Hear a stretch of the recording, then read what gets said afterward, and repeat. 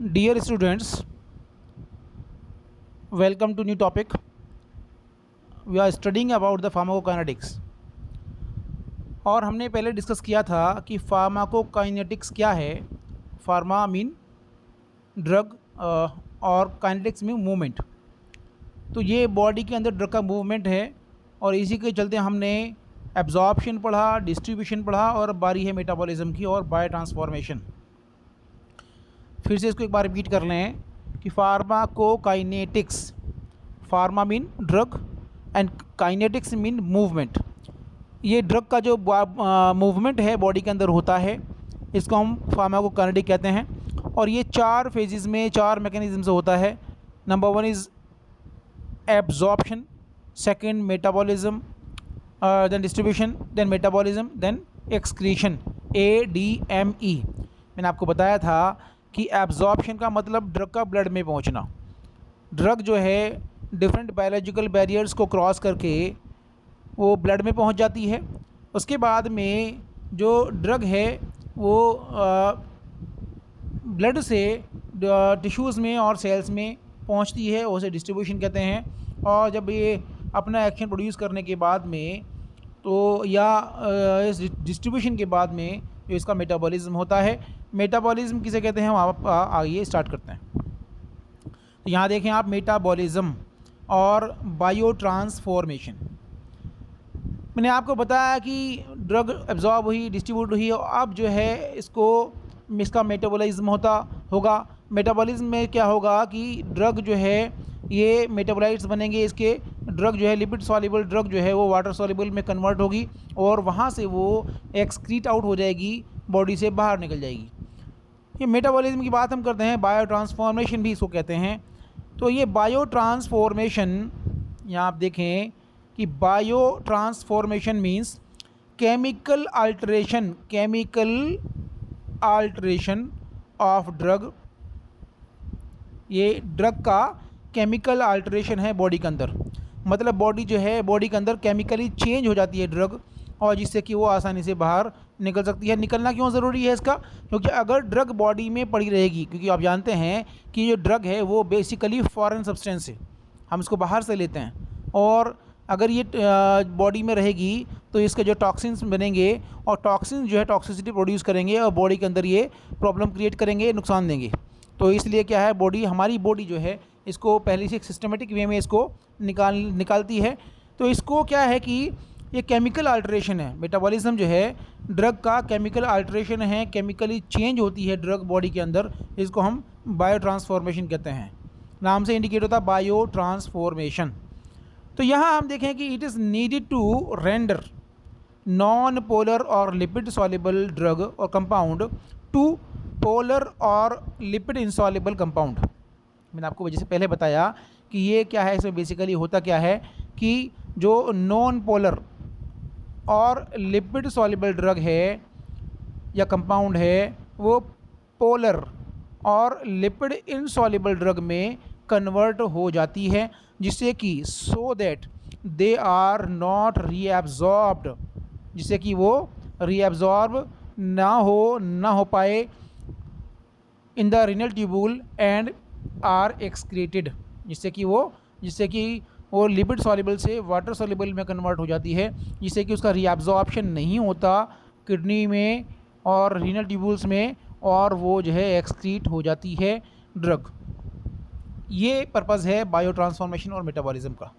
तो यहाँ हम देखें कि different enzymes are responsible for this alteration. अब यहाँ पे जो अल्ट्रेशन होता है केमिकली ड्रग का, जो चेंजेस होते हैं केमिकली ड्रग के, तो उसमें कुछ एंजाइम्स काम करते हैं और ये एंजाइम रिस्पॉन्सिबल होते हैं इस अल्ट्रेशन के लिए. तो ये इसको जो है बेसिकली क्या होते हैं, दो टाइप के एंजाइम्स होते हैं. Hepatic microsomal enzyme and second is non hepatic microsomal enzymes. तो these enzymes convert drug molecule into another form while the drug converted lipid soluble to water soluble and easily excreted. मैंने आपको जैसे बार मैंने आपको बताया कि ये एंजाइम्स क्या करते हैं कि ड्रग मॉलिक्यूल को कन्वर्ट करते हैं अनदर फॉर्म में, दूसरी फॉर्म में, जिससे कि ये दूसरी फॉर्म में कन्वर्ट होने के बाद में लिपिड मतलब लिपिड सॉल्युबल से वाटर सॉल्युबल में कन्वर्ट हो जाती है और वहाँ से इजीली एक्सक्रीट आउट हो जाती है, बाहर बॉडी से निकल जाती है। यही बेसिकली पर्पज़ है मेटाबॉलिज्म का।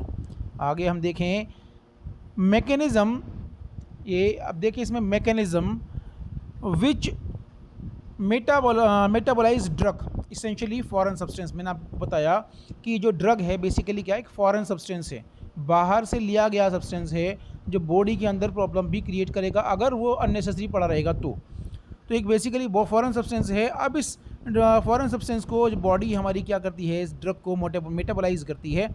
एंड तो mechanism which metabolize drug have developed to protect the body from ingested toxins. तो जो हमने ये ड्रग इंजेस्ट की है, जो ड्रग हमने ली है, इसके जो टॉक्सिन्स बनेंगे तो इससे बॉडी को प्रोटेक्ट कराने के लिए बॉडी इसको ड्रग को मेटाबोलाइज करने के लिए एक मैकेनिज्म डेवलप करती है। तो the primary site for drug metabolism, अब यहाँ कुछ साइट्स भी हैं जहाँ कहाँ पे मेटाबॉलिज्म होता है। तो सबसे पहली जो साइट है ड्रग मेटाबॉलिज्म की वो है लीवर। तो सबसे पहले जो होता है मेटाबॉलिज्म लीवर में होता है। तो primary site for drug metabolism is liver, और अदर्स आर दो दूसरी साइट्स हैं जैसे कि kidney, intestine, lungs and plasma. यहाँ भी मेटाबॉलिज्म ड्रग का होता है, लेकिन प्राइमरी साइट जो है मेटाबॉलिज्म की वो है लीवर। आगे हम देखें कि बायो ट्रांसफॉर्मेशन, मैंने आपको बताया कि मेटाबॉलिज्म को बायो ट्रांसफॉर्मेशन भी कहते हैं। तो biotransformation of drug may lead to the following. Biotransformation से क्या होगा कि ड्रग का एक तो इनएक्टिवेशन होता है, ड्रग इनएक्टिव फॉर्म में हो जाती है। दूसरा इसका जो पर्पस होता है वो क्या है, active metabolites from active drug. जो एक्टिव ड्रग है उससे एक्टिव मेटाबोलाइट्स बनते हैं, जिसे हम पढ़ेंगे, जिससे प्रोडक्ट में होता है। और तीसरी जो इसका फंक्शन है इसका मेटाबॉलिज्म का, एक्टिवेशन ऑफ इनएक्टिव ड्रग। जो इनएक्टिव ड्रग है उसका भी एक्टिवेशन होता है मेटाबॉलिज्म से। कुछ ड्रग्स इनएक्टिव होती हैं, जो मेटाबॉलिज्म होता है और मेटाबोलाइट्स बनते हैं तो वो एक्टिव फॉर्म में आती है और वो थेरेप्यूटिक रेस्पॉन्स शो करते हैं ड्रग का जो है। तो ये तीन जो बेसिक फंक्शन हैं बायो ट्रांसफॉर्मेशन के, inactivation, active metabolites from an active drug and activation of inactive drug. तो अब आगे हम बात करें कि bio transformation reactions can be classified into. अब हम जो है इन बायो ट्रांसफॉर्मेशन रिएक्शंस को दो टाइप में हम इसको क्लासिफाई कर सकते हैं। नंबर 1, तो यहाँ आप देखें bio transformation reaction can be classified into, number 1 is non synthetic और फेज़ 1 रिएक्शन। नॉन सिंथेटिक और फेज़ 1 रिएक्शंस, तो इनको जो है हम इसमें क्या कि मेटाबोलाइट्स में भी एक्टिव और इनएक्टिव। जो नॉन सिंथेटिक और फेज़ 1 रिएक्शंस हैं उसमें जो मेटाबोलाइट्स बनते हैं वो इनएक्टिव भी हो सकते हैं और एक्टिव भी हो सकते हैं। और दूसरा जो है इसमें है सिंथेटिक और कॉन्जुगेशन और फेज़ 2 रिएक्शन। इसको हम सिंथेटिक या कॉन्जुगेशन या फेज़ 2 रिएक्शन कहते हैं। लेकिन इसमें जो कॉन्जुगेट्स बनते हैं, बेसिकली जो मेटाबोलाइट्स बनते हैं, वो मोस्टली इनएक्टिव होते हैं, तो in general drug converted into its derivative in phase 1 हम देखें तो फेज़ 1 में जो ड्रग है वो अपने ये डेरिवेटिव्स में कन्वर्ट हो जाती है।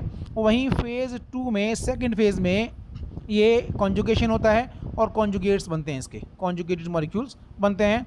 एक हमने फ्लो चार्ट में यहाँ दिया भी है, देखें आप, जो ड्रग मॉलिक्यूल है इसका जो फेज़ 1 रिएक्शन में, फेज़ 1 या नॉन सिंथेटिक फेज़ में इसके डेरिवेटिव्स बन जाते हैं ड्रग्स के, और वहीं इसका फिर कॉन्जुगेशन होता है। कॉन्जुगेशन में जो है सेकंड फेज़ में ड्रग आती है या सिंथेटिक की फेज़ में, और इसका कॉन्जुगेटेड मॉलिक्यूल्स बन जाते हैं जो कि वाटर सॉल्युबल होते हैं, तो यहाँ हम देखें तो हमने आपको बताया कि जब वाटर सॉल्युबल होंगे तो ये फिर किडनी ट्यूबुल से रीअब्जॉर्ब नहीं होंगे, और जब रीनल ट्यूबुल से रीअब्जॉर्ब नहीं होंगे तो वो इजीली एक्सक्रीट आउट हो जाएंगे। तो ये बेसिक हुआ मेटाबॉलिज्म का। अब दोनों रिएक्शंस हैं, फेज़ 1 रिएक्शन और फेज़ 2 रिएक्शन हम पढ़ेंगे, तब तक आप इसको देखें। धन्यवाद। और ये जो नॉलेजेबल वीडियो आपको मिलते रहें इसके लिए आप इस चैनल को सब्सक्राइब भी कर लें और रेगुलर वीडियो को देखते रहें, जिससे कि आपकी नॉलेज अपडेट रहे। धन्यवाद।